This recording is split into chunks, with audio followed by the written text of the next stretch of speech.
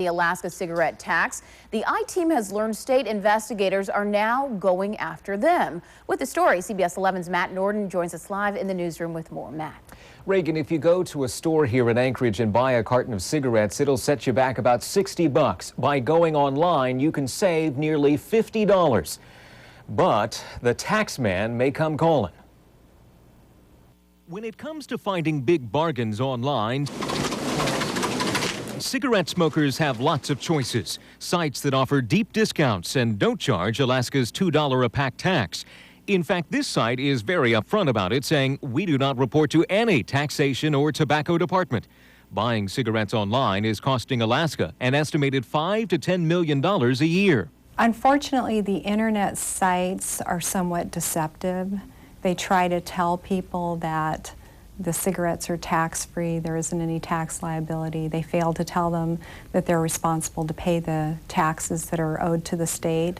And so those cigarettes are significantly cheaper than what you can buy here locally at the retail stores. How cheap? As low as $13.40 a carton for Marlboros if you buy 6 cartons at a time at this site.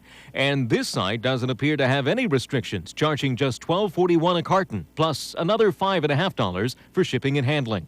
A lot of Alaskans don't seem to know that you have to pay taxes on tobacco, even if it comes from a site located outside. It's not that uncommon for us, especially in remote locations within the state, for people to come up to us and say, well, why would I pay, this kind of retail price when I can order them off the internet for significantly less? So it seems like there's a real disconnect there between what people perceive as okay and what actually is.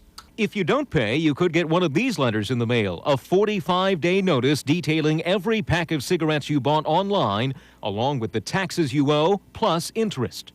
We have individuals that owe anywhere from, say, $80, $90 upwards to $20,000. We have some people who it's very significant because they purchase large quantities of cigarettes every single month. Bales says some people resell the cigarettes, but most buy them for themselves and family members. She believes the cigarette tax money the state is able to collect does a lot of good. About $60 million is expected to come into state bank accounts this year from cigarette taxes. The majority will go into the state's general fund, meaning legislators can use it for whatever they want. Another $26 million goes to schools, and about $3 million will be used for quit smoking programs. It's not just about the state getting its money, though. Bales says it's also about protecting local shop owners. So if you have cigarette retailers that are complying, paying the taxes, applying the cigarette tax stamps, we do have a responsibility to them to help protect their businesses against those people who aren't complying. With an estimated 130,000 smokers in Alaska, she has her work cut out for her.